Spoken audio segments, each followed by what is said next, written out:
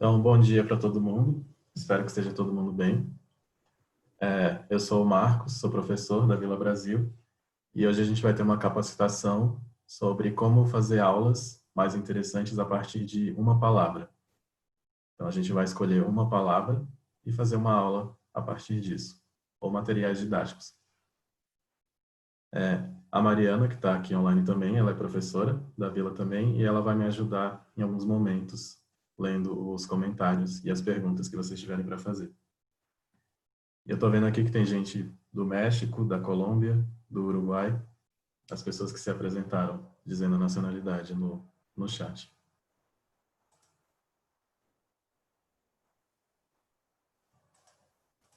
Então eu vou compartilhar minha tela aqui.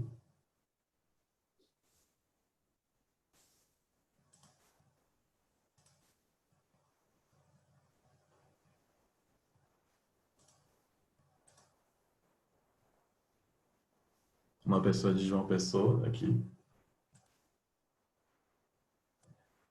Mariana, se você puder falar no microfone se está aparecendo o compartilhamento de tela. Ah, sim, tá aparecendo sim, Marcos. Tá, obrigado.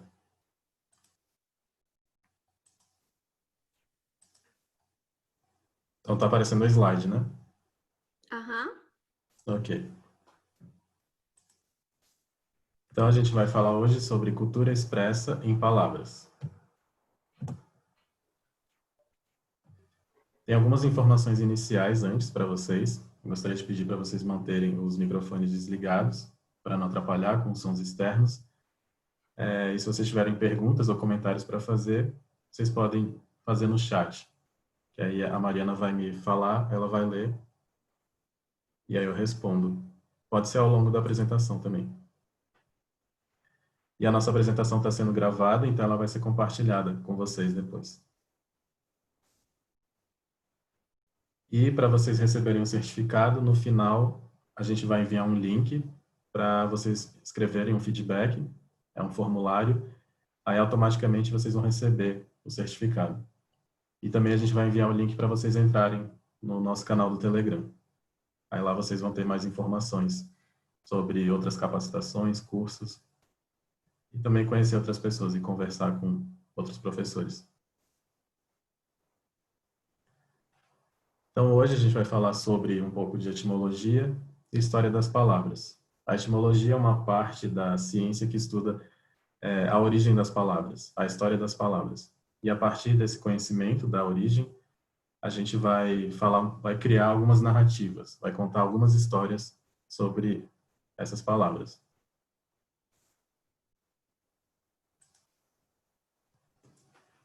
Então, o primeiro passo que vocês têm que fazer é escolher uma palavra para começar a elaborar uma aula. Aqui a gente tem essas palavras, capoeira, paçoca, abacaxi, dentre outras. E eu gostaria de saber de vocês, o que que essas palavras têm em comum? Então, vocês podem acessar no celular de vocês, vocês entram nesse site aqui, mente.com, e vocês vão digitar esse código, 5378954. Ou então vocês podem acessar pelo QR Code. Então, vejam essas palavras e pensem o que que elas têm em comum. E vocês podem responder acessando esse site aqui.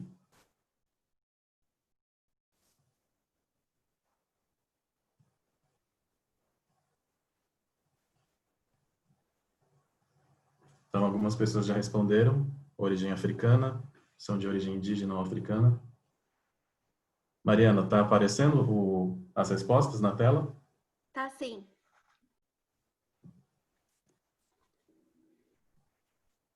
Ok, então são de origem indígena. Alguém escreveu infância, origem indígena e africana, indígenas.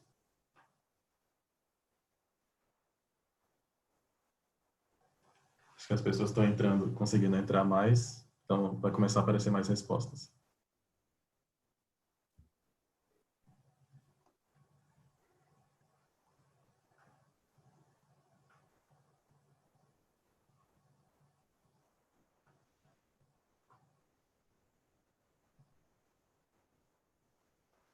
Basicamente, a maioria respondeu de origem indígena, algumas pessoas de origem africana e uma pessoa respondeu origem africana, a maioria. Origem indígena, tupi.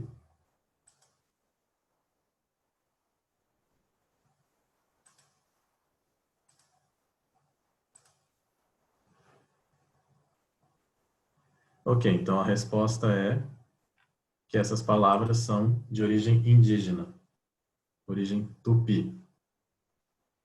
E tem vários tipos de palavras aqui, tem substantivos, tem até um verbo, sapecar, que vem da origem de queimar em tupi.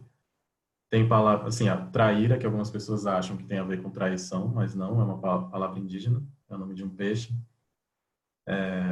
Tem palavras que foram para outras línguas, saíram do português, então são mais internacionais, por exemplo, jaguar, piranha, cobaia.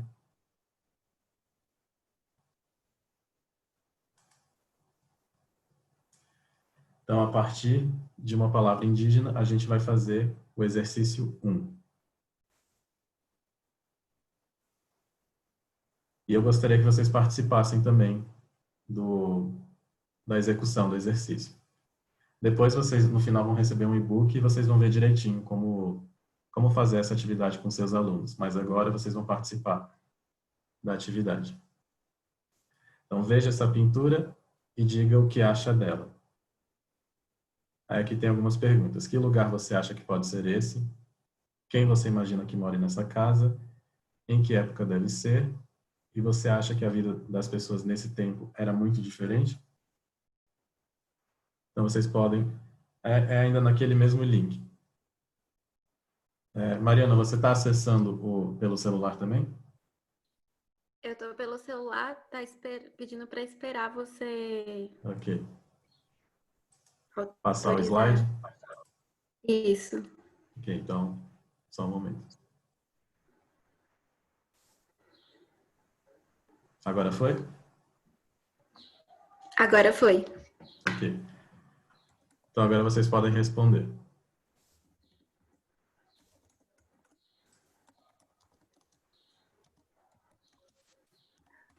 Marcos, pode mostrar as perguntas de volta, as perguntas? Ok, só um momento. Obrigada. Então, não precisa responder todas, é mais para falar sobre a imagem. Mas que lugar você acha que pode ser esse? Quem você imagina que mora nessa casa? Em que época deve ser? E você acha que a vida das pessoas nesse tempo era muito diferente?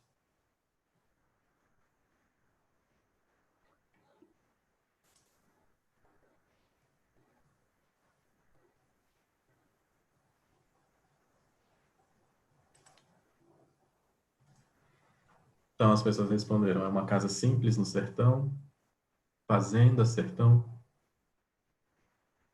Me parece um lugar simples, a casa de alguém no interior, pode ser antiga ou não.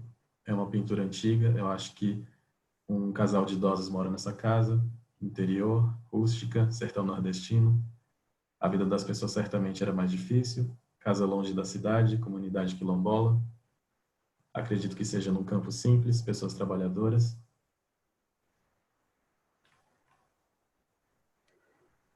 Interior, época colonial, gente simples que trabalha na terra.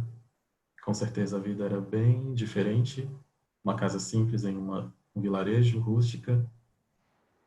Pode ser aqui no Nordeste, na zona rural, há uns 40 anos, na minha infância, onde eu vi casas assim e uma vida muito ligada ao campo.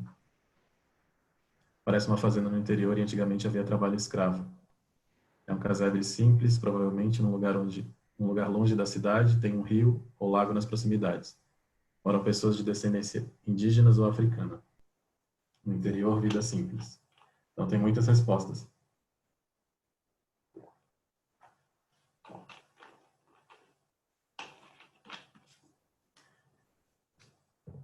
Isso é para estimular a imaginação de vocês e pensando em como vocês poderiam fazer isso com alunos também. No material, você apresenta essa imagem e faz essas perguntas. O que você imagina?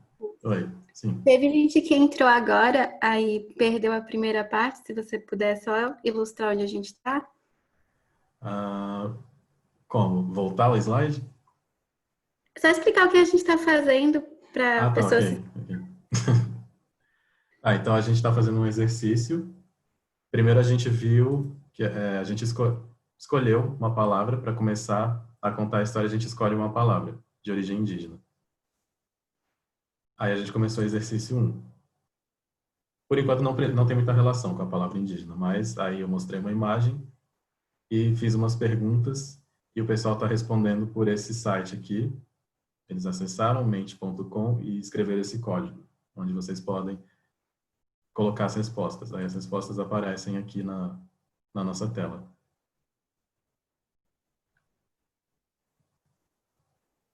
E que eu tenho que passar.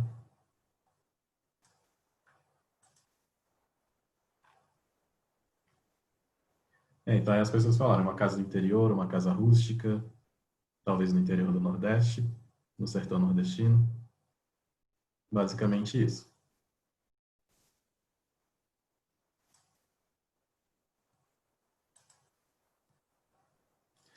Aí agora observe essa imagem e fale o que você sabe sobre ela. Agora vocês não precisam responder. É só uma parte do exercício mesmo que vocês poderiam fazer com os alunos de vocês. Então, para a maioria, é evidente que é o Rio de Janeiro. Aí a pergunta é, onde fica esse lugar? Você já esteve lá? E como se chamam as pessoas que nascem nessa cidade?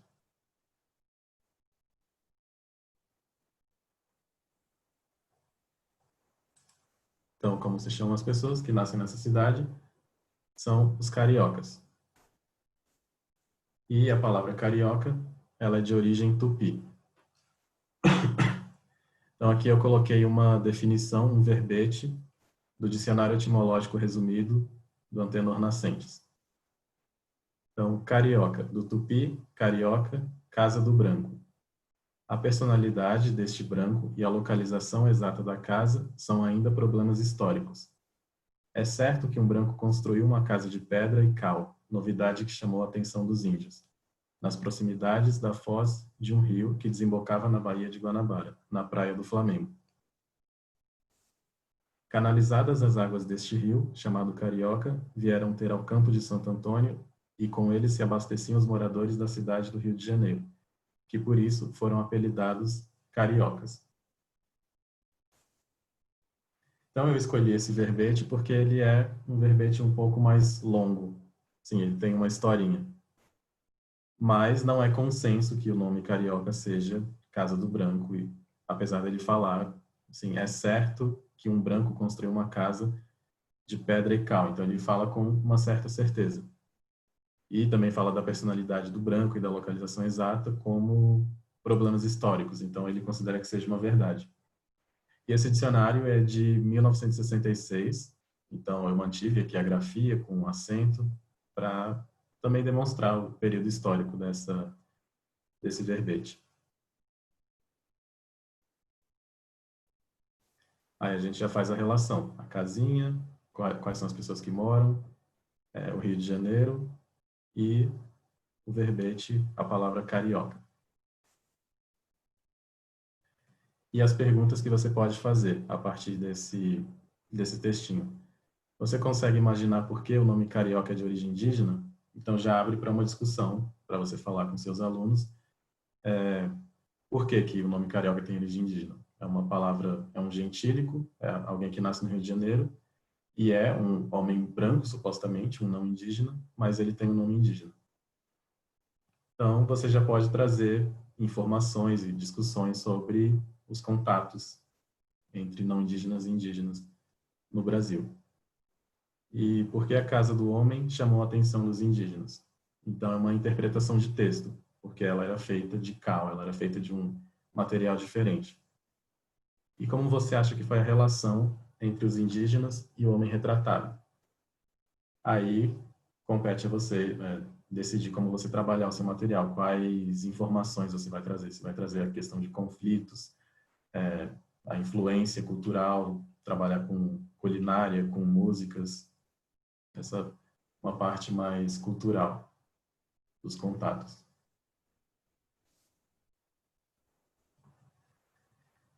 E aí a gente segue adiante, tem uma outra pintura, E após descobrir uma das teorias sobre a suposta origem da palavra carioca, observe a pintura abaixo e imagine que o homem retratado é o tal carioca.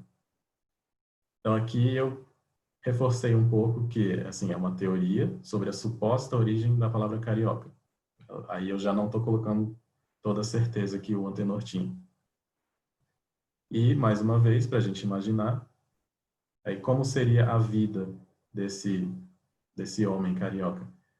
O que você pode dizer sobre ele? Então, prepare uma apresentação por escrito em que você deve descrever o ambiente, falar sobre as pessoas e até mesmo imaginar uma história. Aí aqui você já faz um trabalho de escrita. Antes você teve uma discussão e agora tem uma escrita. E por fim, apresente oralmente o que você escreveu para seus colegas e o professor, professora. Então, é uma proposta de exercício em que você vai imaginar com seu aluno, colocar ele para imaginar, pensar assim, o carioca talvez ele tenha uma esposa, um filho ou uma filha, tem animais, e como era a vida dele. Mariana, alguém escreveu alguma coisa, alguma pergunta, algum comentário? Ainda não. Ok. Agora temos uma pergunta. A Gisele perguntou se essas propostas são para alunos com boa proficiência em português. Eu acho que você pode adaptar. Você pensa o que você vai exigir do seu aluno. Talvez, num básico, você pode falar frases simples, assim, ele mora, ele é, coisas no presente, mas dá para trabalhar também bastante, por exemplo, intermediário com pretérito imperfeito, como era a vida das pessoas, como você acha que eles viviam, você acha que a vida deles era difícil, e avançado também, então acho que pode ter uma adaptação. Que isso aqui são ideias, propostas para vocês depois pensarem em exercícios dessa maneira, pensando, escolher uma palavra e ver como vocês podem explorar essa palavra. Acho que ao longo da capacitação, da apresentação, vai ficar um pouco mais claro o que vocês podem fazer.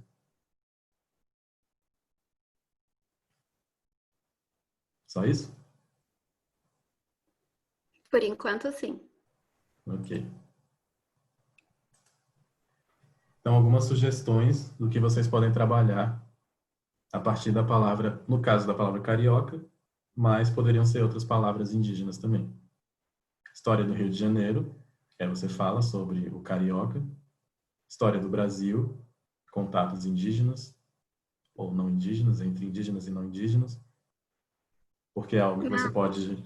Sim? O Nilo perguntou, a partir da palavra carioca, como você chegou àquela constelação de palavras do primeiro exercício? Aquelas palavras todas indígenas? Isso.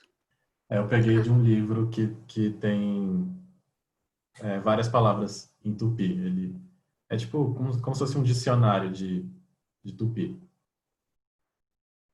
E um ponto que eu vou ressaltar bastante aqui é que quando vocês procurarem palavras, tentem conferir se elas de fato são da origem que vocês estão procurando, porque às vezes na internet você procura uma lista e tem palavras misturadas.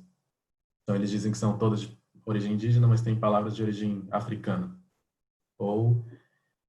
Então sempre procurem um dicionário etimológico para conferir. E vocês podem trabalhar também vida antigamente e vida agora, fazer um contraste. Então, por exemplo, num nível mais iniciante, fazer comparativo. Apesar de que você vai precisar usar talvez o imperfeito. Então, a vida era melhor que agora, mas talvez você pode encontrar algumas maneiras de fazer uma comparação sem usar o tempo verbal, sem usar o pretérito. Também explorar a toponímia, que seria o nome dos lugares. Então, no Brasil e na América em geral, acho que em todos os países da América tem uma toponímia bem indígena. Então, Estados Unidos, Canadá, México, todos eles têm palavras indígenas nos nomes dos lugares. A Gisele perguntou se depois você poderia passar uma dica de dicionário etimológico online. Sim. Online, em português, eu acho que não tem. Mas em inglês tem um que eu considero muito bom, Etymon Online. Ele vai estar nas referências bibliográficas do e-book que vocês vão receber.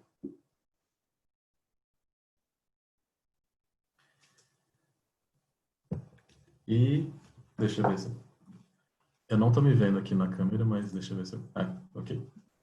Então, eu costumo usar esse aqui, Dicionário Etimológico, Antônio Geraldo da Cunha. Ele é bem fácil de encontrar, para vender. É um livro físico. Ele também vai estar nas referências do e-book que vocês vão receber, assim que acabar a capacitação.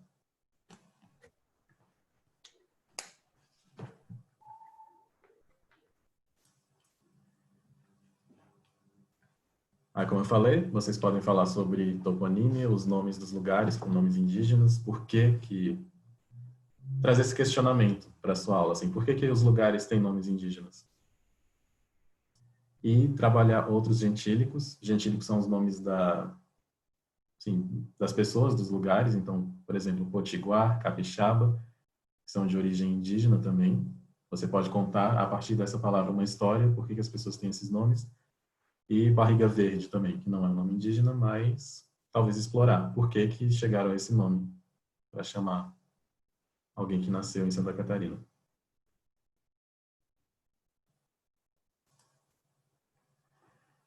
Algum comentário ou pergunta? Ainda não. Ok. Então, agora vamos para o exercício 2. Então, a gente vai ver outra palavra. Vocês podem acessar de novo, agora com outro código. Então, acessem mente.com 85 71 011 e que ideia ou mensagem as fotos passam para você.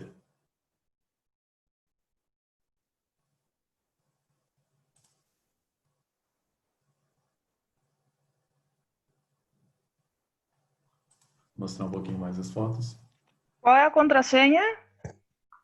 85 71 011. Repete.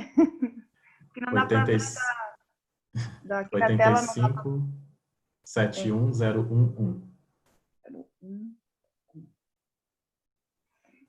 Obrigada.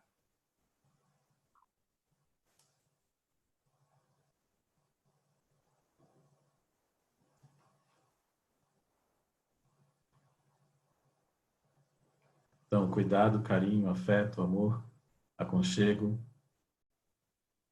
proteção, cafuné, carícia, compaixão, nova vida, paz, calma, felicidade, acolhimento, família, sensibilidade,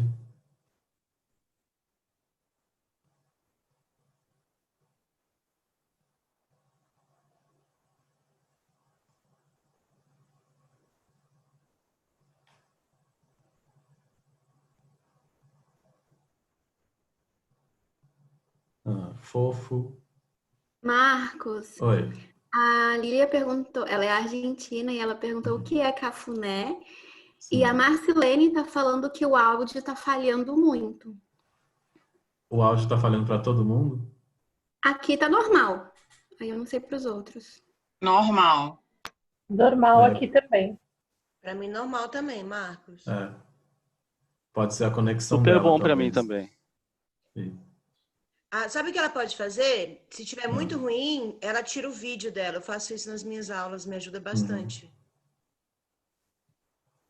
Obrigada, Ana Paula. De nada, desculpa o atraso. Tudo bem. Alguém escreveu linguística, achei interessante. Eu vou explicar o que é cafuné para a pessoa que perguntou.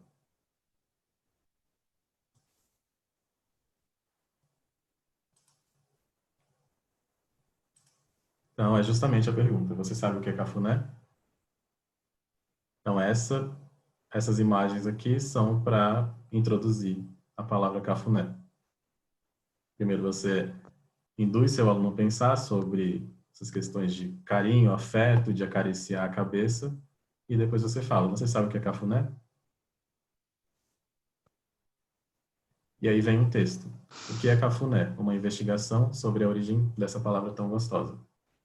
Então, eu peguei de um blog esse texto. Aí é um texto autêntico, ele não foi feito de maneira didática, ele foi feito para nativos da língua mesmo, para pessoas que são fluentes, mas a gente usa para um trabalho didático com alunos. Então, não diria que seria talvez um texto básico, assim, para usar com alunos básicos. E aqui nesse texto ele fala que a origem da palavra, as pessoas não têm certeza, e é uma característica da etimologia, você não tem muita certeza, às vezes, da origem das palavras. Pode ser uma palavra de origem africana ou de origem indígena. Aí a autora diz que o Roger Bastide, que é um antropólogo francês, ele achava que a palavra era de origem africana. Enquanto Lévi-Strauss, que é outro antropólogo também, ele acha que a palavra é de origem indígena.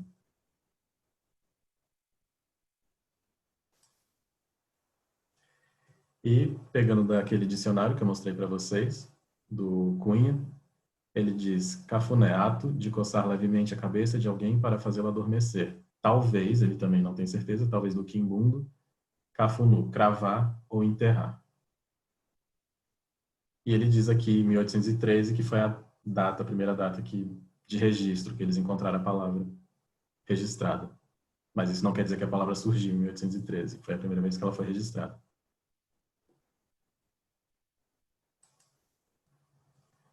E a partir daquele texto, você vai... No e-book vai estar completo o texto. A partir daquele texto, as perguntas que você pode fazer de interpretação. Você já tinha ouvido falar na palavra cafuné, então a gente viu que na nossa apresentação mesmo, tem algumas pessoas que não conheciam a palavra, e agora elas já têm uma noção do que é. E na sua língua, existe alguma palavra que expresse algo parecido? Então, quem perguntou, acho que é da Argentina, né? Aí, será que em espanhol tem uma palavra parecida com cafuné? E o texto apresenta dois sentidos para cafuné, um positivo e outro negativo. Quais são eles? Então, se vocês lerem o texto, vocês vão ver que um é torcer a cabeça, que seria o negativo, e o outro positivo, que é fazer carinho na cabeça, nos cabelos. E a autora termina o texto com a saudação axé. Você sabe o que significa e quando se usa? Que tal dar uma pesquisada? Porque no texto mesmo ela termina falando assim, axé, aí você sabe o que significa, então fica para a próxima. E é uma oportunidade de você falar para o seu aluno, então que tal você pesquisar e me apresentar, talvez, o que é a palavra axé.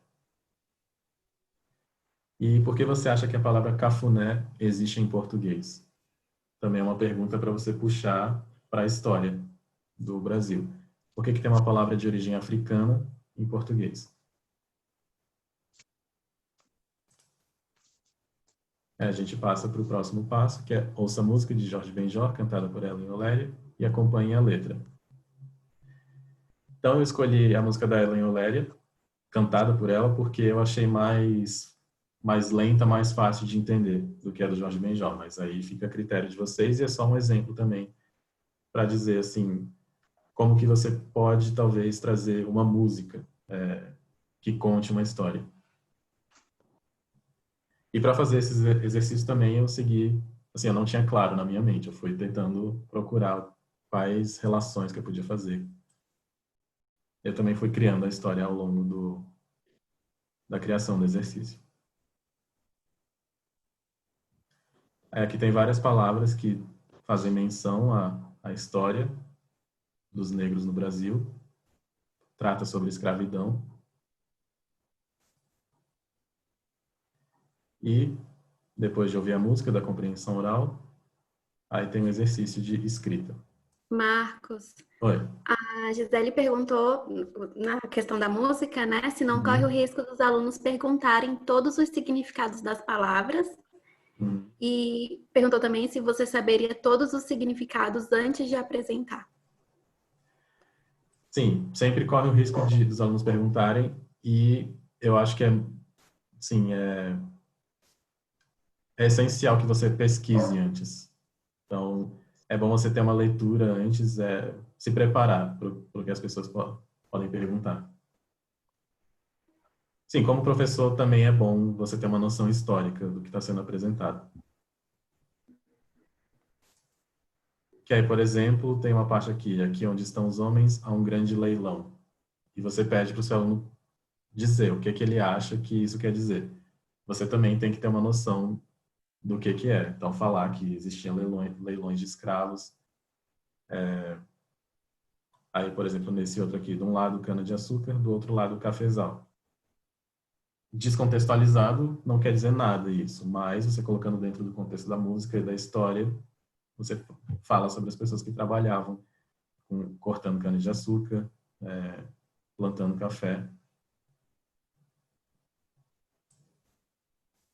Então, é sempre bom você ter noção antes, você se prepara para tratar sobre esse assunto.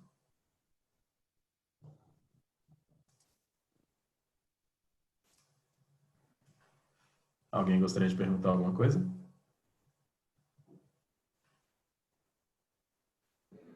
Posso, Marcos? Sim. Eu queria perguntar como prever um possível, por exemplo, você sabe que no Brasil nós temos esse preconceito horroroso, né, até hoje sobre coisas de origem africana, né, de matriz africana, com certeza contra as religiões.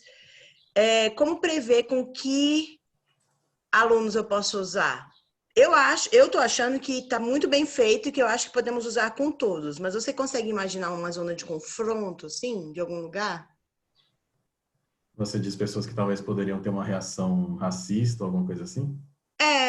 Eu tive essa ideia de perguntar depois do que ela perguntou sobre se preparar, sabe? Uhum. Porque eu acho que esse é um tipo de preparação também. Eu acho que, no caso, talvez você tenha que conhecer seus alunos, para ter uma noção se eles vão ter uma reação preconceituosa, racista, alguma coisa assim, e também você saber se você vai conseguir responder, se você vai conseguir lidar com aquilo. No Posso próximo dizer uma exercício... coisa? Sim, pode. Eu gosto muito desse tipo de temas e eu sempre, nas minhas aulas, eu coloco, por exemplo, a música de Dandara. E então, o que eu faço, eu sou mexicana e o que eu faço é dar um pouco de consciência sobre a cultura afro-mexicana, porque é muito invisibilizada, mas acho que o preconceito vem do professor em que sentido? Como vamos abordar o tema e como os alunos vão responder.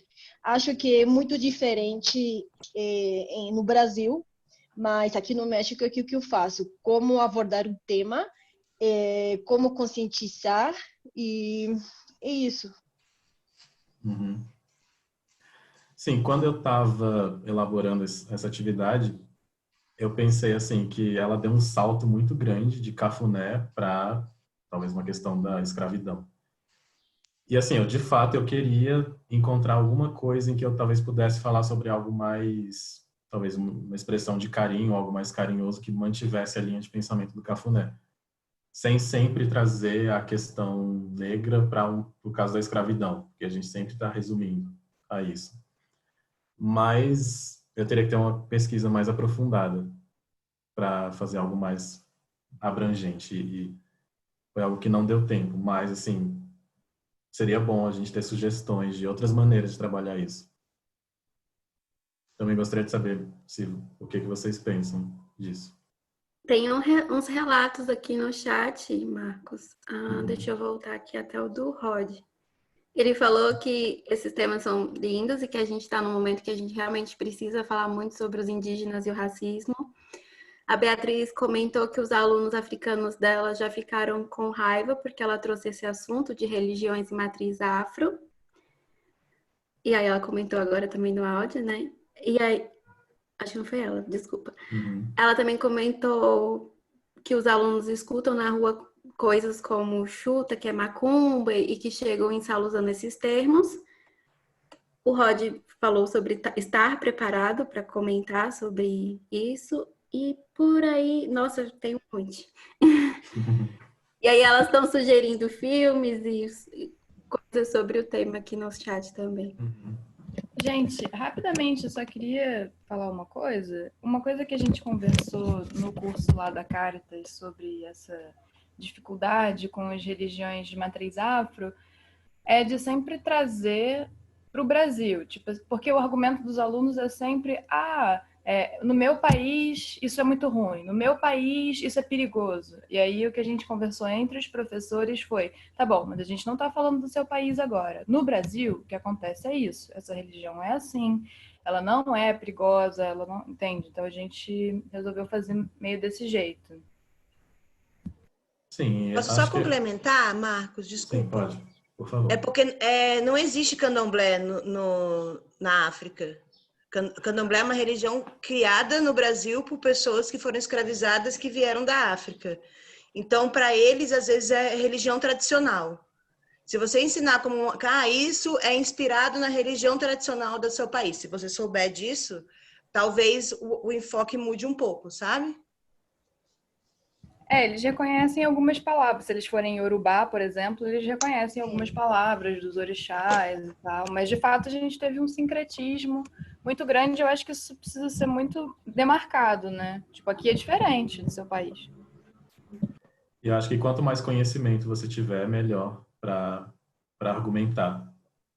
E talvez ajudar a desconstruir alguns preconceitos. Como a Mariana falou, que os alunos escutam fora da sala de aula, chutam que é macumba e trazem isso. Aí como que você pode encontrar argumentos e para discutir isso com seus alunos. E também esse conhecimento amplo de cultura, às vezes de traçar paralelos com outros lugares do mundo. Tipo, por exemplo, você falar do voodoo na América Central. Fazer essa relação do sincretismo, das religiões de matriz africana que existem na América, e até mesmo nos Estados Unidos tem religiões de matriz africana, mas pouca gente sabe. Marcos, Sim. posso só comentar que eu fiz uma sugestão de filme, até vi o outro também, que outra colega compartilhou do Besouro. Tem esse filme do Mordomo, ele é recente agora, e essa música do Zumbi que você colocou, quando eu vi ali a plantação de algodão, eu lembrei na hora esse filme, porque ele retrata um fato real, né, de um escravo que se tornou, né, o mordomo da Casa Branca, e ele passou, né, pela escravidão e por todo esse tratamento negativo ao longo da vida dele. Então, fica só a sugestão que daria até para relacionar com a sua música, e foi nos Estados Unidos, né, comparando, um comparativo, né, para a aula, assim, eu pensei agora. Uhum. Sim. Porque isso que eu apresentei é uma base, assim, para vocês pensarem em criação de narrativas, e qualquer coisa que vocês possam adicionar é bom, e criar conexões. Então, agora a gente vai para o próximo exercício, e nele eu acho que dá para falar um pouquinho sobre também prever preconceitos.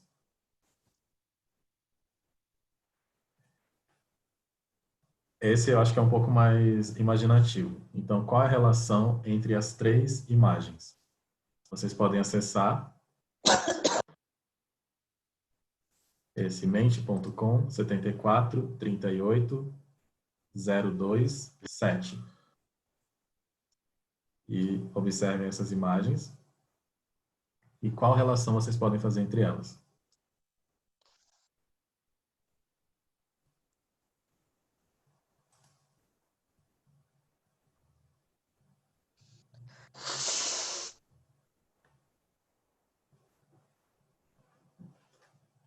Aqui tem o código também, 74 38 02 e 7.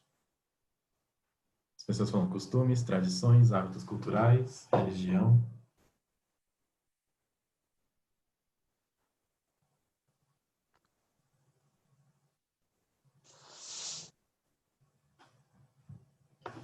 Mostra as imagens novamente. Ok.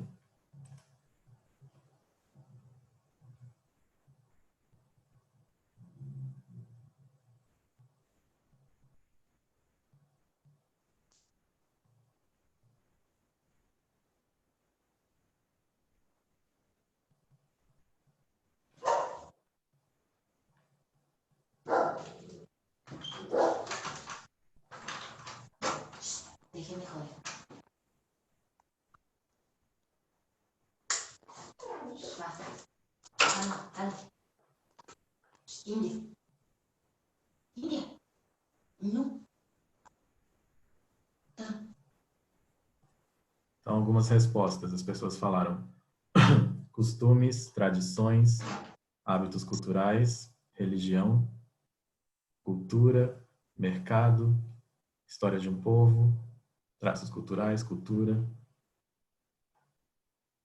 Talvez algo que retrate aspecto cultural, modo de vida, feiras culturais, história e evolução.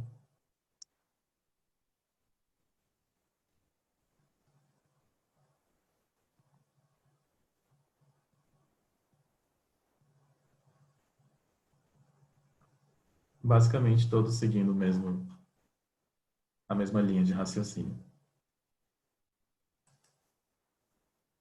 Então, vamos ver o próximo slide. E agora, qual é a origem da palavra açougue? Também vocês podem acessar o site mente.com. Continua no mesmo lugar, então. Se vocês atualizarem aí.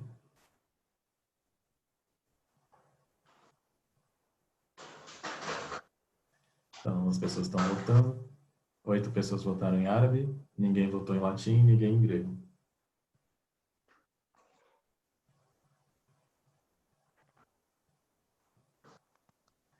Eu acho que a imagem já entregou.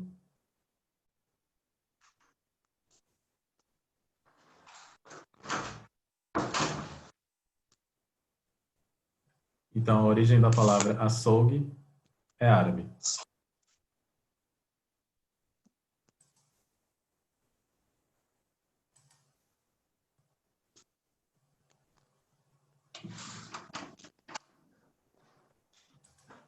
Não está mostrando aqui, ele sumiu a definição. Mas ele fala que açougue é uma palavra de origem árabe, aqui está escrito. A palavra significa mercado. Então, souk é mercado, aí a é o artigo, como se fosse o mercado. No e-book vai estar aparecendo tudo certinho. Aí, a partir dessa palavra, açougue, a gente pode falar sobre a ocupação moura na Península Ibérica. Então, é um assunto que ele também já vai mais além do que o português do Brasil. A gente pode falar sobre o português em geral, na questão da lusofonia mesmo.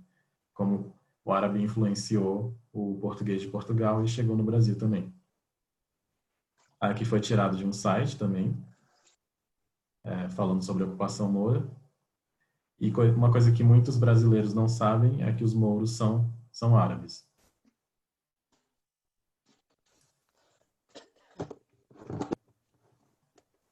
E aí uma pergunta que você pode fazer para o seu aluno. Você já sabia algo sobre essa conexão sobre árabes e europeus? E veja outras palavras que têm origem árabe. Então, álcool, açúcar, álgebra, esmeralda, girafa, javali, laranja, oxalá e sorvete. Então, eu escolhi umas palavras bem características assim que são parecidas em várias línguas. Então, isso, dependendo da língua que o seu aluno fala, ou se ele fala inglês, ele já pode fazer uma relação e perceber que em inglês também, ou na língua dele, essas palavras são de origem árabe.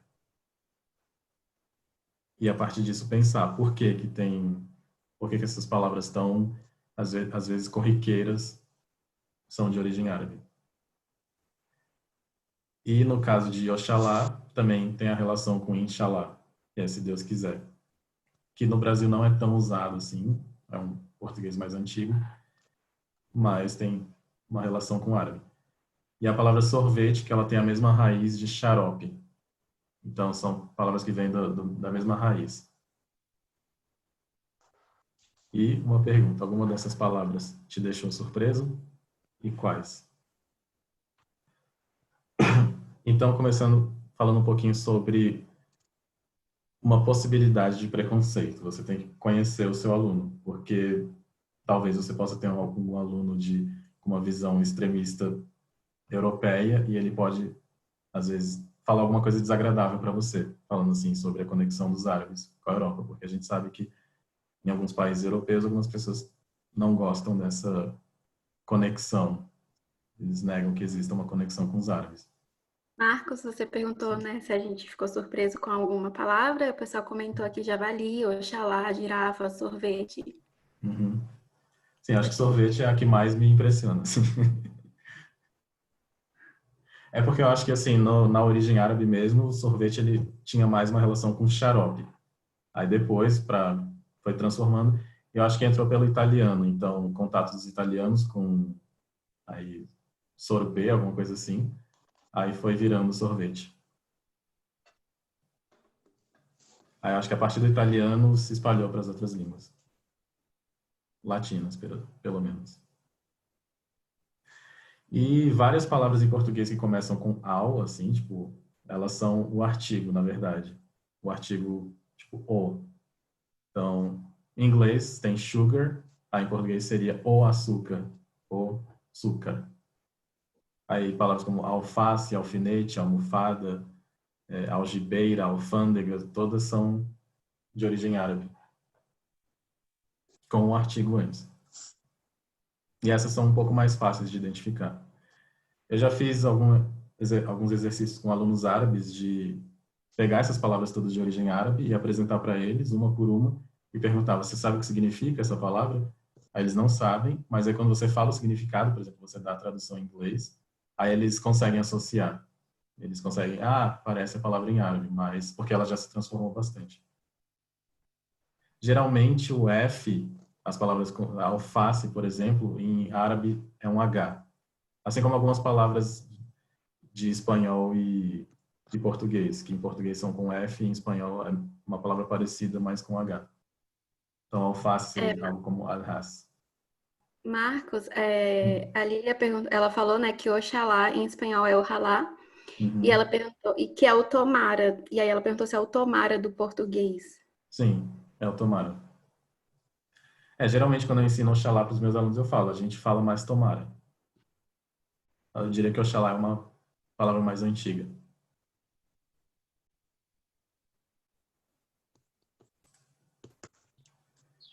E, indo adiante, então, agora observe a cena abaixo.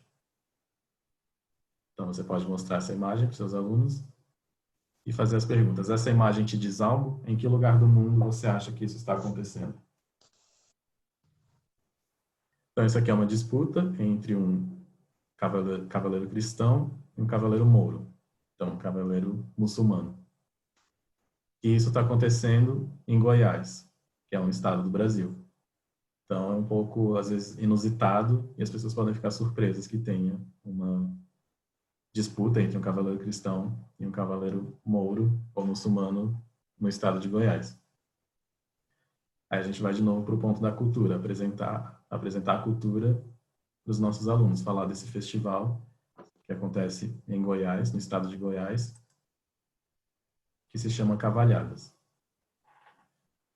Então aqui tem uma sugestão de vídeo que você pode passar, não vou passar agora, mas a partir desse vídeo o aluno vai ter mais informações e ele pode responder essas perguntas. Quando acontecem as cavalhadas, quando a festa começou, todas essas informações estão no vídeo.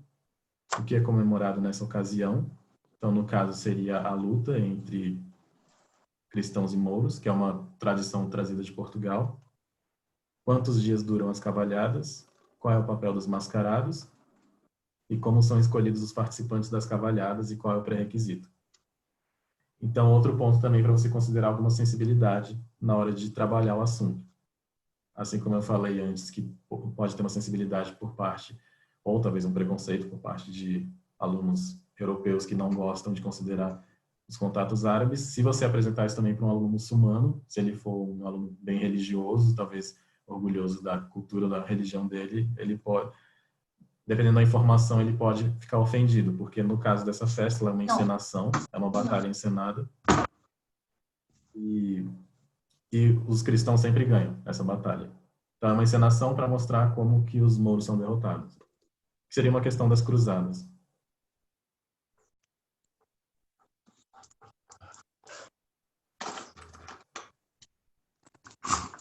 Alguém gostaria de comentar algo? Alguma pergunta?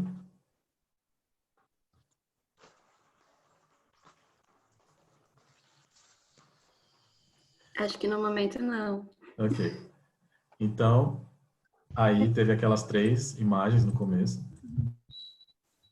Como eu falei, isso aqui é um pouco mais imaginativo. Eu criei uma linha de pensamento um pouco mais...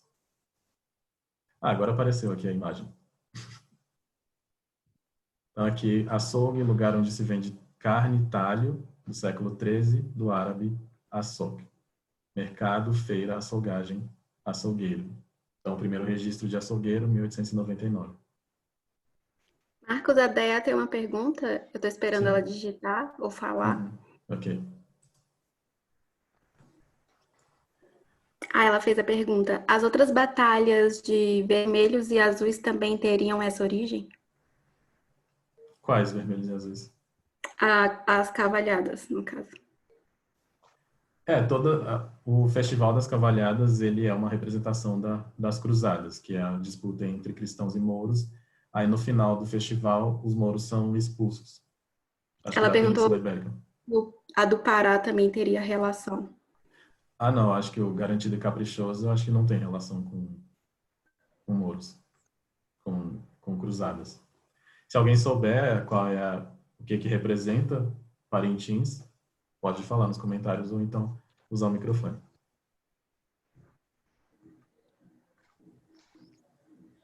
Então, aí a gente colocou aqui, tem um mercado árabe, um açougue e os livros.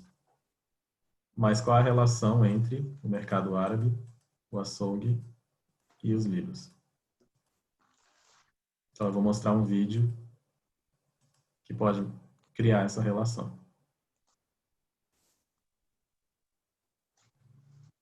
Deixa eu ver se eu estou compartilhando o som. Já imaginou ir ao Tá com som? Tá sim, Marcos. Ok. açougue para comprar carne e sair com um livro emprestado para ler? Pois é, isso é possível. E a ideia que surgiu em Brasília fez tanto sucesso que está se disseminando em outros estados. Romances, revistas, livros para concursos. Basta escolher o que quiser ler. A devolução pode ser feita a qualquer hora.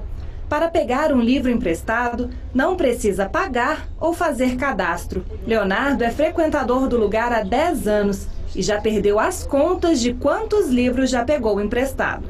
O livro tem que estar em um local de fácil acesso. E aqui é um local de fácil acesso, no meio da rua. Você chega aqui, não existe nenhuma burocracia para você pegar o livro. Você simplesmente abre a porta e pega um livro. A ideia é de Luiz, dono do estabelecimento. Ele comprou o açougue há 19 anos e desde então começou a emprestar livros. Eu vi que os dois eram dois alimentos, né? Um alimentava o físico e outro o espírito, né? Então tinha tudo a ver, a gente começou com um acervo, aí deu muito certo. A ideia deu tão certo que se espalhou e outras 37 bibliotecas foram montadas em pontos de ônibus da capital.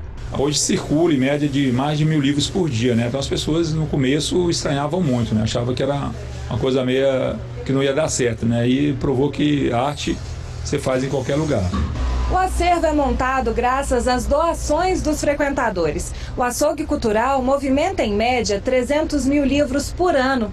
E a ideia pioneira em Brasília já está sendo copiada em outras cidades. A iniciativa inovadora em Campo Grande já tem até nome: Projeto Roda de Leitura. Quando veio de Brasília para cá, e tinham N caixas de livros, mais de 200 exemplares, livros que já foram lidos. E aí fica dentro de caixa ou em prateleira, ninguém mais lê, fica só pegando poeira. A gente teve essa iniciativa para poder fazer esse livro rodar. O projeto começou há cerca de 2 meses. A Luciane, que é dona do estabelecimento, deixava os livros no balcão para ver se isso despertava o interesse dos clientes. E olha só, a ideia deu tão certo que, além de emprestar os livros, o açougue começou a receber doações. Teve gente que fez o cadastro comigo antes mesmo de eu colocar os livros na prateleira, entendeu? Tamanha a curiosidade.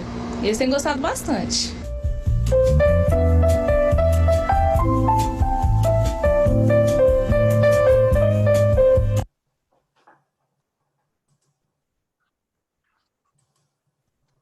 Então, aí você passa esse vídeo e a partir dele você pode fazer as perguntas. o que você acha da ideia de juntar em um mesmo lugar um açougue e uma biblioteca? Você conhece outros estabelecimentos que fizeram essa mistura, partindo do conhecimento de mundo dos seus alunos? Eles podem falar sobre alguma coisa que eles conhecem.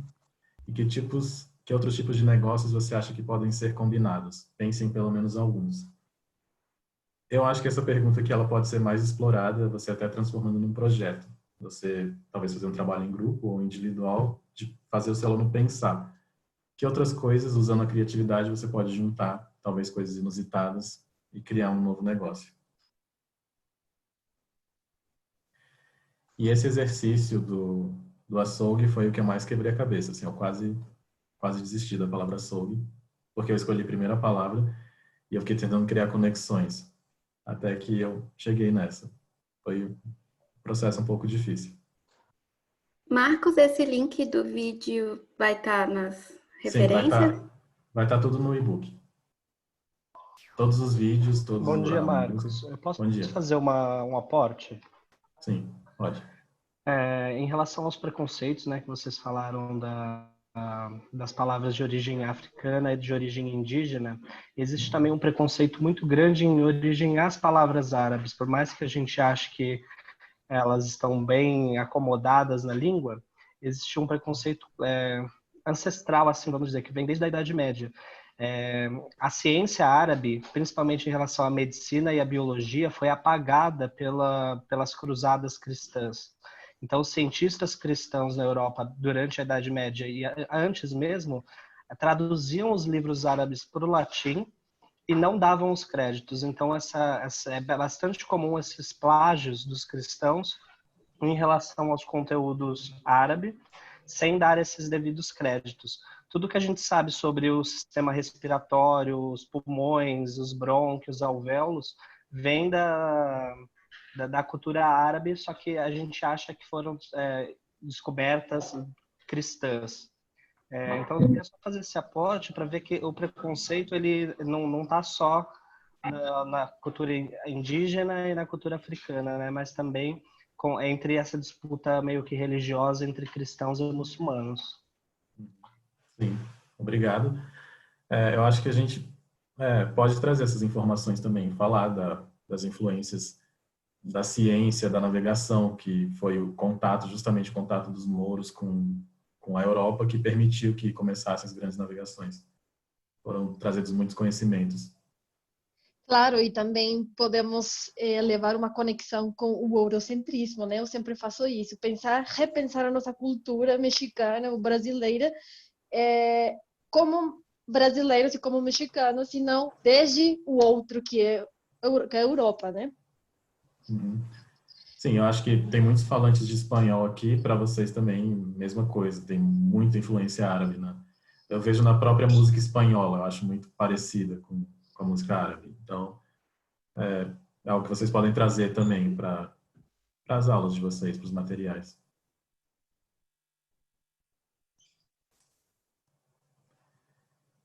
E, resumindo, tudo que a gente viu nesses exercícios, a gente teve bastante interpretação de imagens. Então, você escolhe uma imagem e, a partir dessa imagem, você já começa a criar a narrativa. Seu aluno imagina, você não dá a resposta pronta, você vai criando um ambiente ali, uma contextualização. E teve compreensão oral com música e vídeos. Então, você pode explorar bastante, trazer essas músicas e vídeos para trabalhar a partir de uma palavra, a partir de uma imagem. Leitura e interpretação de textos, como a gente viu, o texto do Cafuné, o texto sobre a conquista dos mouros. Bastante informação cultural e histórica, que são reveladas aos poucos em contextos. Você não dá um texto de uma vez, você vai abrindo o caminho, vai preparando o aluno para aquilo. E vocês mesmos também trouxeram algumas informações aqui ao longo da discussão. E estimula a imaginação e a criatividade. Então, tanto da nossa parte, como professores, como de alunos. Então, para criar material, a gente tem que pensar um pouco também, criar relações, às vezes fazer relações com coisas que não são tão óbvias, ou às vezes mesmo não tem relações, mas você encontra uma relação. E você cria uma base, como se fosse um trilho para o seu aluno seguir, mas aí ele vai contando a própria história dele. Então, são histórias construídas em conjunto. E algumas dicas e estratégias de como vocês podem fazer esses exercícios. Faça uma lista de palavras. Então, como eu fiz no começo, por exemplo, uma lista de palavras indígenas. Aí, a partir dessa palavra, você pode ver qual que você acha mais interessante, qual você acha que pode ser mais produtiva, qual que abrange o que você quer trabalhar. Confira se a informação é verdadeira, que é muito importante. Procurem dicionários etimológicos, ou com pessoas que sejam, de certa forma, autoridade, assim, que, de fato, pesquisem na área de etimologia. Pensem como criar uma narrativa e as conexões, que história você vai criar em cima daquilo. Crie uma contextualização para a palavra, como eu fiz, por exemplo, do carioca. Tenho uma pintura que traz a ideia da casa e depois o verbete, falando sobre como o carioca vivia numa casa e tinha contato com os indígenas.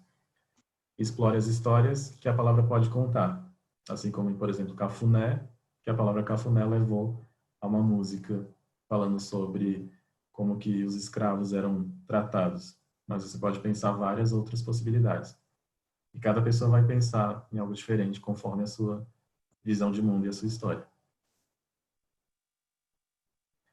E pontos muito importantes, que eu já falei antes, e eu sempre friso, então não confiem em qualquer site na internet, não usem simplesmente um site e pronto, assim, e peguem aquela palavra e confiem naquilo. Usem sempre os dicionários etimológicos para buscar o significado das palavras. Ver se foi de fato alguém que pesquisou aquilo e chegou a uma conclusão.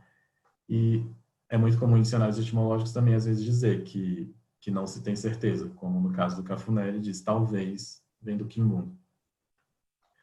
E às vezes você procura uma palavra na internet, ela fala lá que é com certeza, por exemplo, de origem africana, de origem indígena, mas você procura no dicionário etimológico, ele fala a origem incerta. Então o autor não sabe qual é a origem daquela palavra. E agora eu gostaria de fazer um toró de ideias, que é a gente pensar, talvez vocês tenham tido algumas ideias ao longo da apresentação, que palavras vocês poderiam talvez trazer para criar uma narrativa, às vezes de outras línguas, como vocês poderiam trabalhar assuntos, vídeos, textos. E aqui eu coloquei algumas ideias de outras línguas para vocês verem. Então, palavras de francês, de origem francesa, no português: abajur, batom, chalé, chauffeur, greve, reprise e réveillon. Então, só um momento, deixa eu aceitar aqui. Então, por exemplo, você pode trabalhar a palavra chauffeur. Qual que é a diferença entre chauffeur e motorista? Tem uma diferença, às vezes, de ambiente, de classe social, quando que você usa um motorista, quando você tem o serviço de motorista, quando você tem o serviço de um chauffeur. Palavras que são ligadas a mobília, a casa, a algo doméstico, abajur, batom. E palavras... Então, você percebe um universo das palavras em francês. E em inglês, palavras mais atuais, mais modernas, que entraram no português. E geralmente elas estão ligadas a algo da tecnologia. E também algo que pode ser trabalhado é a pronúncia. Então, em algumas vertentes do português, a gente fala download, fast food, essa pronúncia do i no final. E mesmo para as pessoas que não pronunciam esse d, falam fast food, download, por exemplo, tem sempre a colocação da vogal no final da sílaba. Ou palavras como outdoor, que em inglês é billboard, mas foi trazido para o português com outro significado. E às vezes brasileiros podem usar essa palavra em inglês achando que é essa palavra mesmo, mas não. Palavras do grego, então, às vezes ligadas à ciência, ou política, átomo, democracia, esfera. Também você consegue perceber um certo universo aqui, nesse grupo de palavras. E palavras do japonês, que elas são bem... na hora que você fala essa palavra, você já associa a cultura japonesa. Então, ela não é tão... Assim, por mais que a gente considerem completamente comum falar judô, sake, sushi, elas já trazem uma relação direta com a cultura japonesa, porque não é uma cultura muito dissolvida, assim, na cultura brasileira.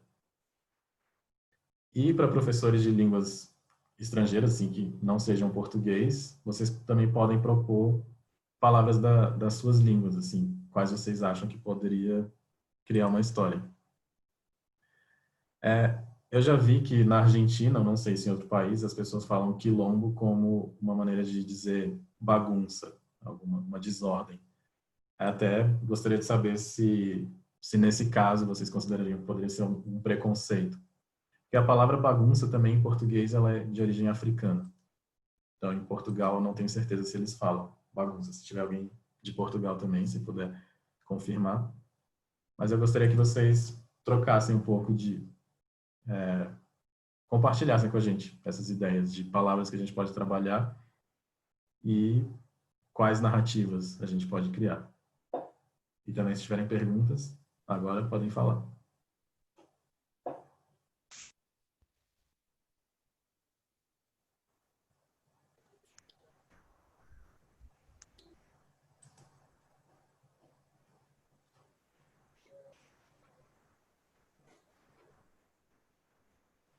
Alguém tem alguma ideia?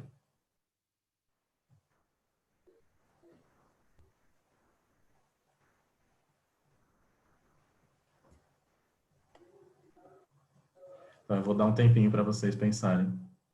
Uma coisa que eu coloquei ali no chat é que seria interessante, justamente porque você propôs trabalhar com essas palavras de origem estrangeira na nossa língua e depois você sugeriu que a gente pode trabalhar o inverso, seria realmente trabalhar com falsos cognatos, né? Os falsos amigos, em que às vezes uma determinada palavra ela tem um significado numa língua e na outra, apesar da proximidade das palavras, né, elas têm significados bem distintos. Eu acho trazer esse contraste algo interessante.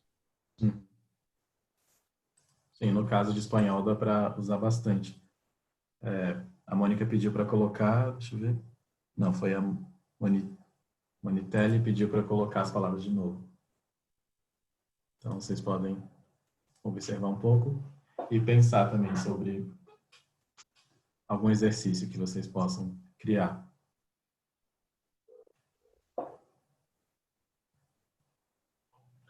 Eu gosto bastante da ideia das palavras francesas, porque elas estão sempre ligadas à moda, à decoração, a um refinamento cultural, né? E isso pode, aqui no contexto brasileiro, né, trazer essa ideia de colonização cultural a partir da vinda da corte portuguesa para o Brasil em 1808, e depois a importação com a abertura dos portos de produtos ingleses e principalmente franceses. Acho que é legal sempre trazer esse contexto, porque foi ali que nasceu as reprises, né, das peças francesas, as coisas de moda, os vestidos, as maquilagens e tudo mais. Sim, eu acho que sempre você pode trazer um contexto histórico com essas palavras. Elas representam um tempo. Em inglês, por exemplo, que tem as palavras de origem germânica, que elas às vezes são mais ligadas às pessoas mais pobres, assim, digamos assim, e as de origem francesa, que tem uma relação com algo mais da elite. Então, a palavra pig e pork. Então, pig é o animal, que são os pobres que criam, eles criam os animais para os ricos comerem, que são os que comem o pork, que vem a palavra que vem do francês.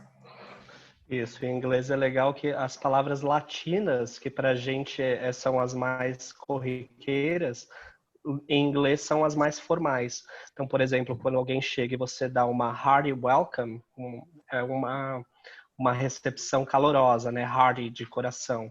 Mas, ao mesmo tempo, tem a cordial reception, uma recepção cordial, que são as mesmas palavras, né? Uma recepção cordial, que é de coração, mas para eles soa mais formal isso.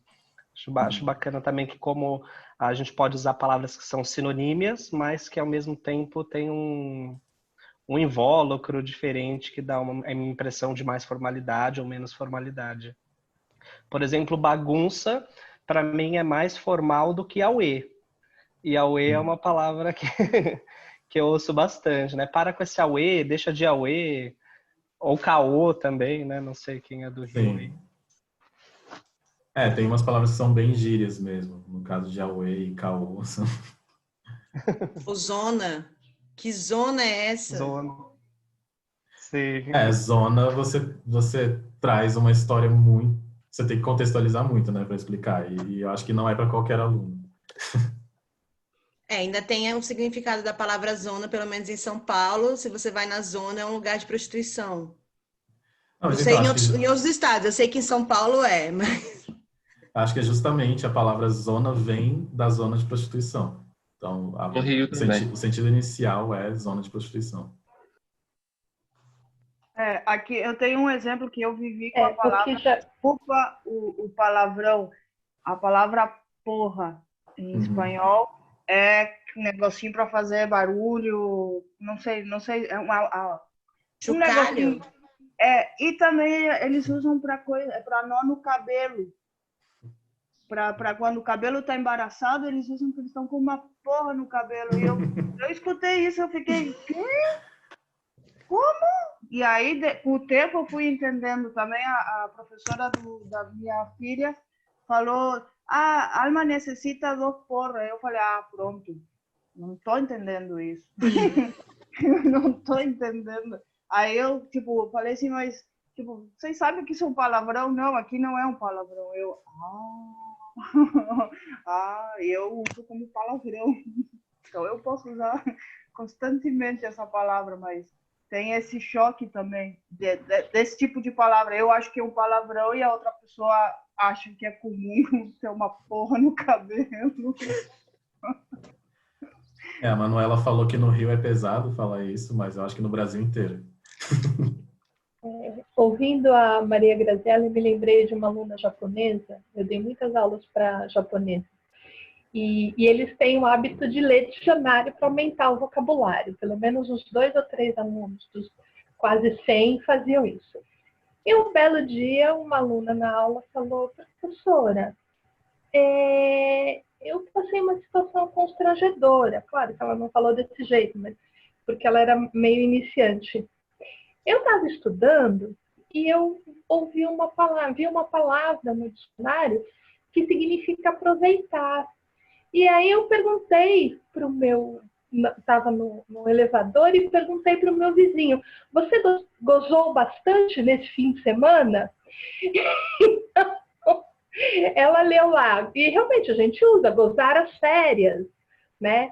Então, isso é super importante por conta do registro. Como é que aquela palavra é usada naquele lugar? Aí eu expliquei para ela, não, é que gozar tem mais de uma acepção, de um sentido.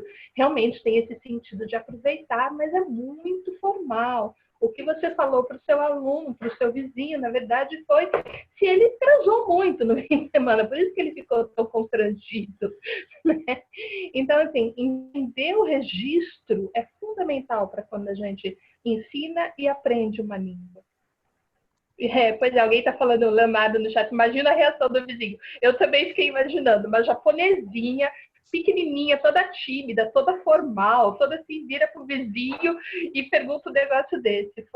Olha, eu só não ri na cara dela, assim, porque era muito desagradável e ela tava com muita vergonha, coitada. Mas foi hilário. No caso do espanhol tem o molestar, que é... Eu já tive um aluno que falou assim, eu não quero te molestar, e a mulher ficou ofendida com ele. Então, tem esses detalhes, às vezes, nos significados. Às vezes, de trazer do espanhol ou de procurar no dicionário. Tem que saber o uso. E meus alunos colombianos... propina. Sim, propina em Portugal. É diferente do Brasil. E espanhol também. O que é propina em Portugal e em espanhol? Propina em espanhol é gorjeta. Em Portugal, acho que também. E no Brasil é corrupção, né? Eu falar, Marcos, então, toma aqui um dinheirinho. Em Portugal significa taxa a mensalidade da escola. Taxa de serviço. Pois é, aqui não, aqui propina é só ligada à corrupção, a ganhar um dinheiro para poder passar um projeto no governo, alguma coisa assim. Em Portugal, vocês me ouvem? Sim. Em Portugal, eu tinha que pagar a propina do meu curso de mestrado. A propina era a mensalidade do curso. E vinha escrito nos documentos o valor da propina. Eu leria, nossa, que curso ilegal, um curso da máfia. Ela teve que pagar para passar no curso, assim, né? Pagou, passou. Esse diploma assim. é seu mesmo? Você comprou esse diploma? Eu paguei muita propina para poder concluir o meu mestrado lá. Alguém, aproveitando a temática, então, alguém indica algum dicionário de português de Portugal que a gente possa acessar online para verificar essas palavras? Acho difícil. Alguém O falou Priberan, Priberan. talvez? Tá bom, obrigada. Priberan, ele é de Portugal, especificamente? Eu uso brasileiro também, né? Para português do Brasil também. Com licença. Falaram da Porto Editora. O Priberan é basicamente português de Portugal, mas ele traz sempre indicações de como é utilizado no Brasil também, outras variantes. Mas ele é basicamente português europeu. Ótimo, obrigada. Alguém falou também UAIS. Eu acho que os melhores... mandaram um link também, se vocês puderem ver o Fábio mandou um link que eu acho que vocês podem acessar online, o dicionário. Aí tem alguém explicando para quem não sabe o que é porra. Afinal, né? Sou professora, não me canso nunca de explicar as coisas. Eu acho que os melhores dicionários, talvez de português, eles tragam falando as diferenças do português do Brasil e de Portugal. Mas já que eu expliquei o que é, só para dizer que esperma é uma palavra científica, né? Do uso acadêmico, do uso médico, uma coisa assim. E desculpa, a palavra porra já é uma palavra chula, um palavrão, uma coisa bem vulgar. Essa é a diferença de uso, né? Para a pessoa também entender por que a gente fica tão assim quando faz a história da Graziella. E também a gente usa como advérbio de intensidade ou exclamação, sabe? Interjeição, tipo, porra, perdi tal coisa. Aliás, especialmente esse é o uso, né, Ana Paula? A maioria das vezes, pelo menos, mas eu sei pela minha... Pelo menos em público, né? Eu estou procurando a origem da palavra porra. A professora da minha filha estava pedindo isso que a Lília estava explicando, que são esses cabinhos coloridos com fio, e ela fazia assim ainda com a mão, eu falava, ai Deus, eu quero voltar para o Brasil. Que lugar estranho. Bora. E a cena do cabelo foi meu marido, que olhou para mim e falou assim, tô com uma porra no cabelo. Eu falei, para quê? Eu vou embora daqui. Marcos, a etimologia da palavra porra, segundo o Weiss, ela vem de porro, vegetal de talo largo e um bulbo num dos extremos, segundo o Weiss. Uhum. Sim, eu procurei aqui no Cunha, ele fala que é uma clava com saliência arredondada nos extremos, então seria um porrete. E a palavra porrete tem ligação. Tem aporrinhado também, não sei se vocês conhecem aporrinhado, também tem relação. Eu acho que o sentido inicial seria de fato bater em alguém, espancar. Não sei como chegou nesse sentido sexual. Sim, Fábio, pode falar. Eu coloquei um link aí, eu utilizo muito o dicionário informal, que é online, que ele trabalha muito a questão das expressões. E tem muita acepção da palavra, como é que você pode utilizar ela em diferentes contextos. Então, eu coloquei um link aí, de repente serve para vocês também. É um dicionário muito legal. Não sei se você conhece. Sim, eu vou abrir. Eu já vi, mas deixa eu ver aqui o significado. Então, expressão de raiva usado quando algo não sai como esperado, desprezo. E depois no 2... Vai descendo, aí vai explicando os outros contextos que ele tem. Uhum. Sim, o número 2 é a explicação sexual. Isso. Sim. Mas, no geral, ele é bem mais expressivo. Sim. Isso.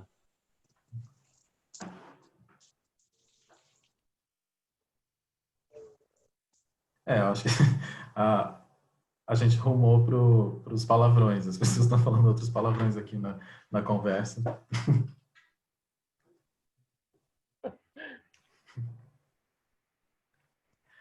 Então, aproveitando isso de palavrões, vocês acham que seria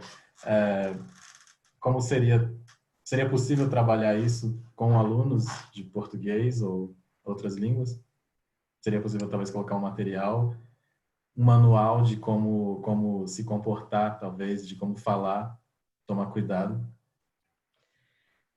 Eu acho o manual um pouco invasivo. Tipo, tome um manual de como você será xingado no Brasil. Não, mas não, é justamente para o seu aluno evitar, talvez, constrangimentos. Ele não falar, no caso. Olha, eu tive uma experiência como aluna de um... Ai, desculpa. Não, acho que é rápido, meu. Como aluna de um curso, eu participei com uma pessoa do Peru, um chileno, uma uruguaia e uma venezuelana.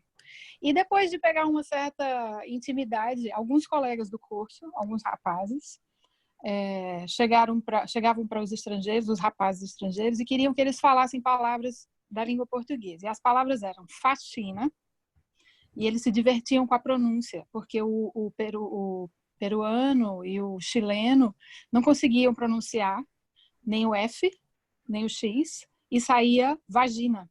E eles riam muito à custa, e os meninos, a princípio, sabiam que estavam sendo trollados, mas não entendiam a piada, até que eles falavam a palavra e percebiam. Eles estavam aprendendo, eles não eram fluentes em português, eles estavam só por 2 meses no Brasil, eles não falavam português, começaram a falar durante o curso.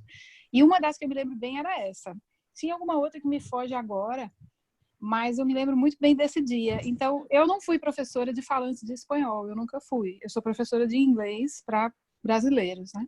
Mas eu acho que a pergunta dele, a sua pergunta é muito pertinente por causa disso, porque adultos, bom, em todas as idades as pessoas podem sofrer bullying, mas adultos que já podem dialogar sobre essas palavras de cunho sexual, talvez sem tanto tabu, porque eles sabem que isso acontece, ou às vezes não sabem, mas a gente não quer que eles passem, talvez seja um tema, sim, para a gente, como professor, abertamente refletir, discutir, né? Desculpa, eu me prolonguei. Uma amiga minha foi para o Chile e as pessoas falavam baleia lá, bachena, e ela entendia vagina. Na minha experiência, especialmente com os alunos mais jovens adultos, na faixa de, sei lá, 25, 30 anos, eles aprendem rapidamente os palavrões sem necessitar da minha ajuda como professora quando estão no Brasil. Enfim, porque ou está na universidade, ou está com os colegas de trabalho, eles acabam aprendendo. Mas talvez um jeito de ensinar isso, e aí já com um contexto, seja através de filmes. Eu fico pensando naquele filme... Ai, fugiu o nome dele, que trata do início das favelas no Rio de Janeiro. Aquele que começa com a cena da galinha fugindo. Cidade de Deus? Cidade de Deus. Né? Cidade de Deus é um filme repleto de palavrões. E aí dá para trabalhar os palavrões e também a questão da formação das favelas, aí vai um monte de coisa. Então, talvez trabalhar com um contexto seja possível e não seja constrangedor nem para o professor e nem para o aluno. Para, claro, alunos adultos. Baixio das bestas também, alguém está falando, o Rô está falando aqui, é ótimo mesmo. Eu trabalho com vídeos do Porta dos Fundos.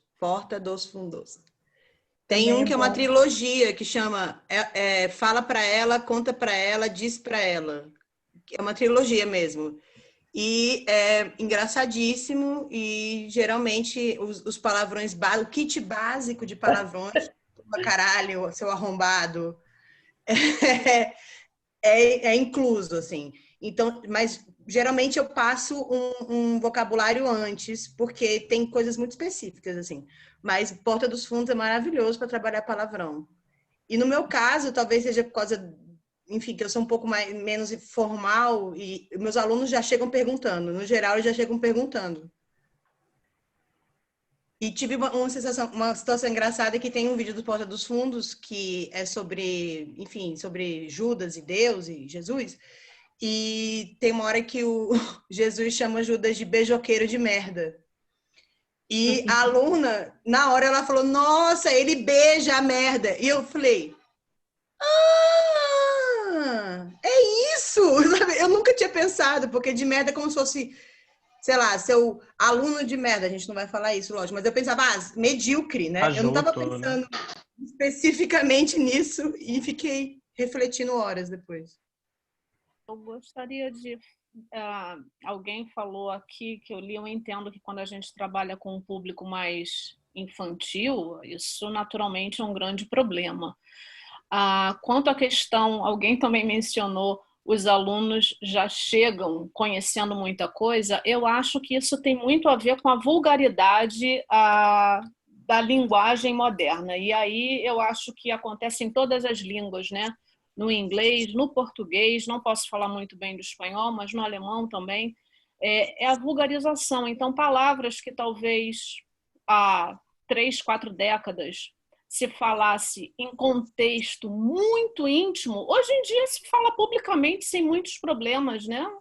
Eu acho que é uma vulgarização da linguagem, a utilização de palavras mais chulas. Então, os alunos, eles sabem, já ouvindo uma música, vendo um filme. Então, eu particularmente não tenho problemas se aparecer uma palavra, eu trabalho com adultos, claro, se aparecer uma palavra chula, um palavrão, né? E trabalhar isso, claro, de uma forma contextualizada e não incentivando que os meus alunos utilizem essas palavras, mas como alguém também aqui disse, para que eles fiquem prevenidos, né? Se ouvir alguma coisa do tipo no meio da rua, que eles entendam que aquilo ali não foi exatamente um elogio, né? Imagina no meio do trânsito chamar arrombado, né? Claro, tem todo um contexto, ele vai saber que não é elogio, mas pode acontecer em outras situações de alguém talvez ser um pouco mais debochado ou cínico e a pessoa achar que não tem problema, mas a palavra tem problema sim, então acho que tem que conhecer, né? Gente, uma outra coisa que eu queria falar, que até queria pedir a opinião de vocês, uma coisa também que eu gosto de falar com os meus alunos, independentemente da origem, é sobre palavras que a gente tem repensado enquanto palavras racistas, né? Então, a utilização da palavra mulato, esse tipo de coisa, que às vezes eu fico pensando, será que eu trato sobre essas coisas em sala de aula? Mas acho que é importante para a pessoa poder se defender, caso ela esteja sofrendo um racismo que é tão sutil, né, na sociedade brasileira, quanto também para ela se policiar para que ela não ofenda uma pessoa negra, parda no Brasil, né? E aí eu acho que é legal também a gente pensar nessas coisas, que a gente está falando de ofensas, né, palavrões, então acho que também essas questões podem ser interessantes. Também a questão de gênero, né, falar de palavras como vadia, puta, essas coisas, talvez seja legal também a gente abordar nas salas de aula, porque eles escutam nas músicas, né, também tem isso, funk, essas coisas todas. Eu acredito que nesse contexto que a gente chegou, dos palavrões, tem um trabalho que é anterior à etimologia, que eu acho que depois da definologia, né, depois de definir a palavra que a gente vai usar, eu acho que tem o que da tematologia, que tema que essa palavra traz. Pode ser negativo, pejorativo ou não. Depende do lugar e tudo mais. E depois do trabalho etimológico, que o Marcos falou, que é genial, né, trabalhar com etimologia, eu acho que é uma das áreas da linguística que eu mais gosto. Eu acho que a sinonimologia, trazer os sinônimos, como a gente fez, né, com a palavra porra, a cognatologia, os cognatos, e no caso, trazendo os falsos cognatos, os false friends, como disseram também. A antonimologia, que a gente às vezes esquece, né, de trazer os antônimos daquela palavra. Parece que o encadeamento, a constelação das palavras se dá muito pelos sinônimos e não tanto pelos antônimos. Eu gosto também de trabalhar os estrangeirismos, aquela palavra, principalmente no contexto da tecnologia, no contexto do business, né, dos negócios, sempre tem algum estrangeirismo que é importante contextualizar. Até o mercado, né? A gente fala de mercado, mas hoje ninguém mais usa essa palavra, é marketing, né? A gente já assumiu essa palavra estrangeira.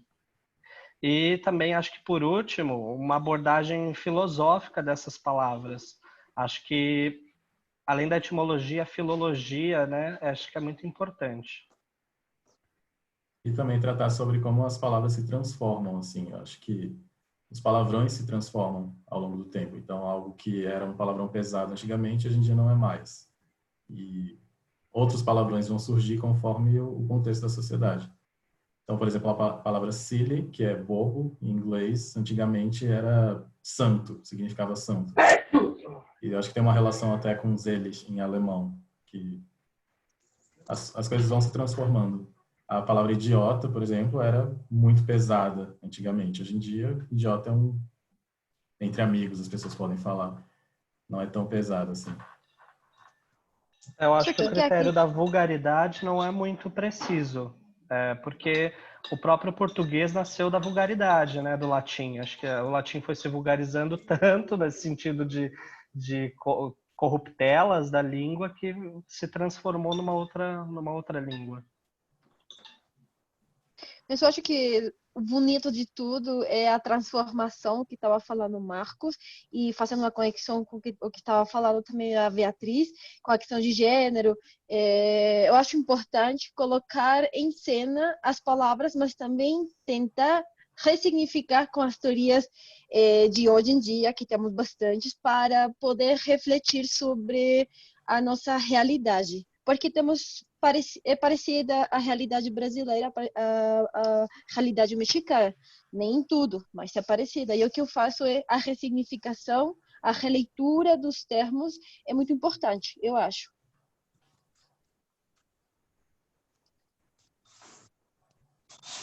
Sim, alguém perguntou aqui se seria feito um glossário, talvez, para trabalhar os palavrões. Eu acho que teria que ser algo mais contextualizado, talvez. Não simplesmente colocar palavras soltas, mas contextualizar em que momentos talvez você pode ouvir ou usar ou evitar o uso desses palavrões. No meu caso, eu uso, meus alunos são da faculdade, então desde o primeiro momento eles começam com muita curiosidade sobre saber palavrões. E eu sempre falo que o tema dos palavrões será a última aula do curso do nível avançado, né? E então eles começam sempre a pesquisa. Mas o que eu faço para dar uma introdução aos palavrões, eu vou compartilhar aí um texto que eu utilizo. É um artigo onde o título é Palavrões também são importantes e terapêuticos. E ali já é uma introdução cultural, dentro do contexto em que casos eles poderão utilizar palavrões.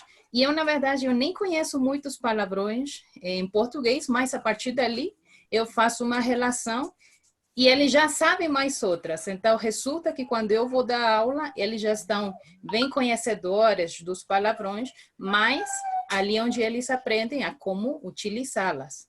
Porque não é o mesmo... Muitas vezes eles só querem fazer tradução, né, dos palavrões e não tem a mesma força. Se eles fazem uma tradução de palavrões do espanhol ao português, como, por exemplo, utiliza muito no México, é muito vulgar, mas utilizar huevos. E então eles querem fazer a tradução em português falando ovos, não tem sentido nenhum, né? E então já acho que é importantíssimo contextualizar para que eles possam fazer um uso, não que eles façam diretamente, mas que saibam como reagir ante um contexto dos palavrões. E quando um aluno foi para o Brasil, lembro muito que ele ainda não tinha completado o curso. Mas qual foi a queixa do seu português? Ele, em contato com o brasileiro, falava, você fala muito bem, você aprendeu muito bem português, mas você não sabe nada de sacanagem. Por que você não aprendeu sacanagem? E então esse foi como um reclamo que meu aluno me deu, né? Professora, falaram que eu falo bem, mas que de sacanagem não sei nada. E ali que eu considerei, tomei a sério, né? Falei, bom, acho que é uma questão cultural que o hispanofalante deve saber se está envolvido na cultura brasileira. E é que por isso eu achei interessante. Mas eu não considero importante nos níveis básicos. Porque se não sabem fazer conjugação de tempos verbais, não tem vocabulário básico, como é que eles já vão saber o vocabulário de palavrões? Isso foi da minha experiência. Concordo.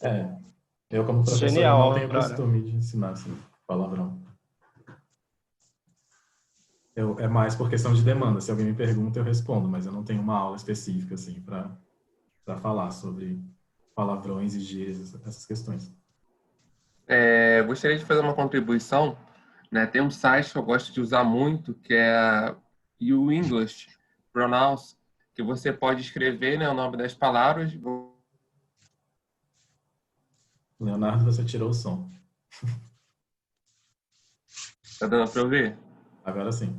Eu coloquei o link aqui no chat, e você pode escrever a palavra, por exemplo, né, como está aqui, e aí ele passa diversos exemplos da palavra contextualizada em filmes, em séries de TV. Então, o aluno consegue ouvir diversos tipos de pronúncia e também como aquela palavra é usada em diversos tipos de contexto.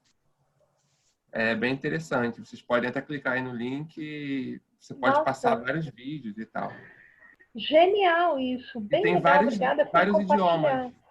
Não é só português, não. É inglês, italiano, tem várias línguas.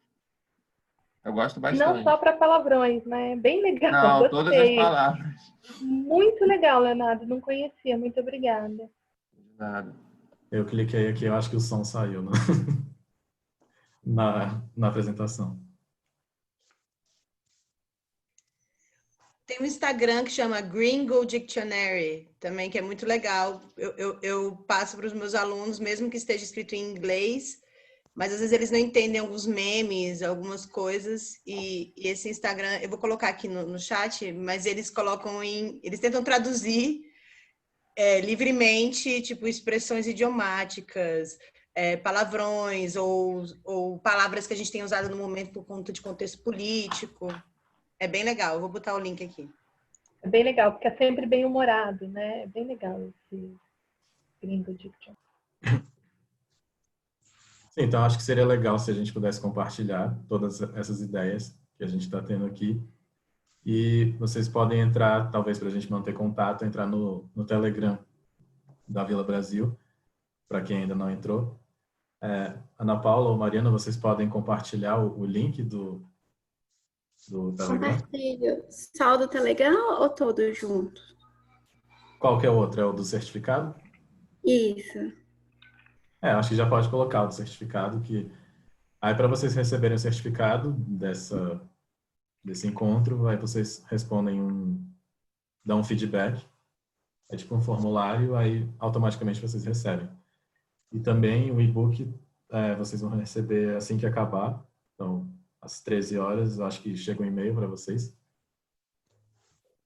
Já compartilhei do Telegram e do certificado.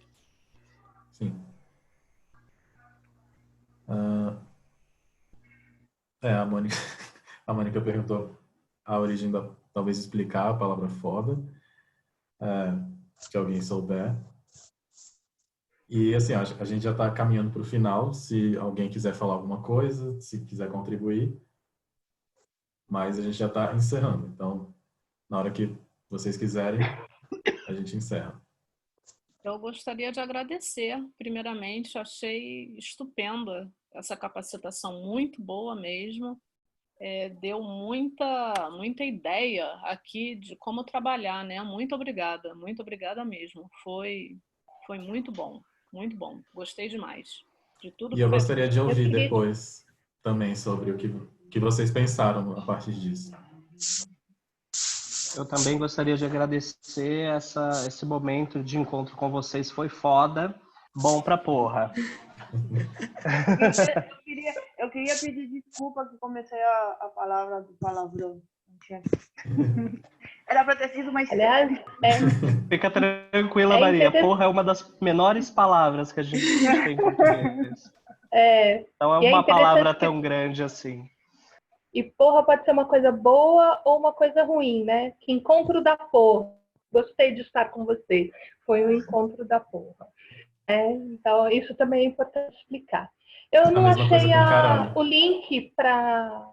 como caralho. Eu não achei o link para os certificados. Se alguém puder me ajudar.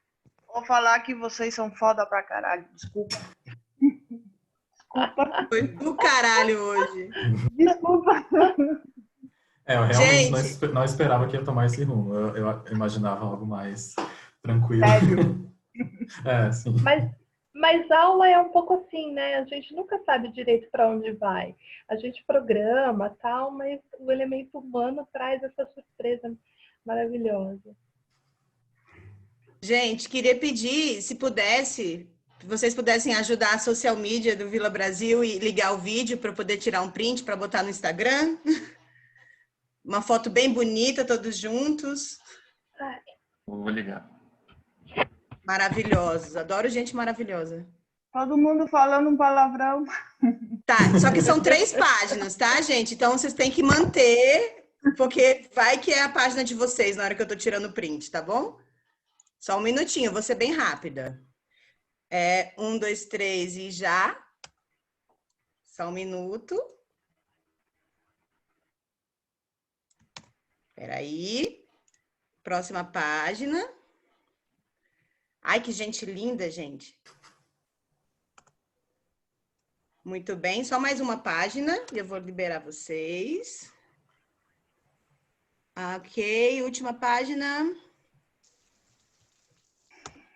Muito bem, gente, muito obrigada. Ana Paula, você colocou o link do certificado no chat? Ou Mariana? A Mariana colocou. Que alguém falou que não encontrou. Eu não encontrei, acho que minha conexão caiu e agora não encontrei. Eu mandei de novo agora. Então tem o link da apresentação que vocês podem ver, tem o Telegram. Tem o Geniali. Sim, tem o Telegram. Esse é o link da apresentação, que aí vocês podem ver os slides. O Telegram é o grupo, que aí eu acho que seria legal também depois vocês falarem se vocês tiverem alguma ideia, se vocês fizeram alguma aula em cima dessa apresentação. E o certificado, você abre um formulário, responde e recebe automaticamente o certificado. Esse do certificado é que não tá chegando para mim, não sei se eu estou perdida. Vou colocar aqui também. Achei, desculpa, era eu. Então, se vocês puderem já responder. Vou te mandar no WhatsApp. Se você mandou para mim? Obrigada, logo, Danilo. Se vocês puderem responder logo também o feedback para já receberem o certificado e não esquecerem depois. Então, eu gostaria de agradecer a presença de vocês. Foi muito legal. A gente rumou para os palavrões. Foi inusitado, mas foi divertido. Maria vai ser expulsa. Eu que agradeço, a apresentação foi ótima. Obrigado, então, para todos vocês. Gente, muito obrigada, foi ótimo. Até a próxima. Tchau. Obrigado, até mais.